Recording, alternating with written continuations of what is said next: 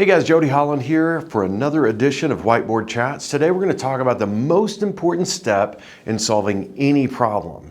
You as a manager or leader, one of the primary roles that you play is the role of a problem solver. You're always trying to figure out how do we make this problem go away, and then how do we deal with the next level of problem that comes as a result of solving this one.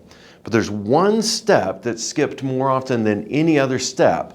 That step in solving a problem is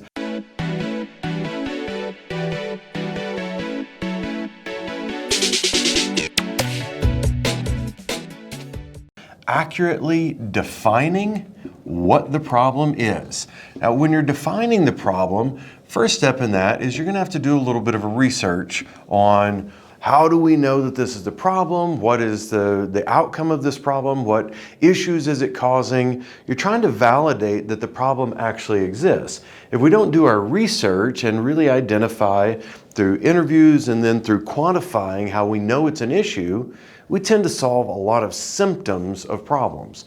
Give you a quick example. In business, I hear a lot of people say, well, why do we have this turnover? Why won't people just stay? And somebody will go, we don't pay enough. Most common answer to when people say, why are people leaving?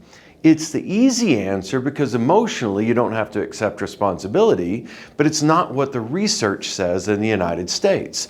If you go out and just do what's called a content analysis, where you go read the data that's out there or the white papers that are out there, you start to recognize that the number one reason that people leave isn't for money. The number one reason people leave is because they don't have a good relationship with their supervisor. So when we're defining how do we solve a turnover problem, you go out and research through content. You could also survey your people and ask them what would make them stay, what would make them leave. You can do interviews, and when you do your interviews, you're asking open-ended questions, and then that leads to quantifying which of those questions are the most predictive. When we quantify, that's putting a rank order or 1 to 5 scale, things like that. So the two sides of research when you're getting into figuring out how to solve a problem are qualitative, open-ended, and quantitative, which are numerically based.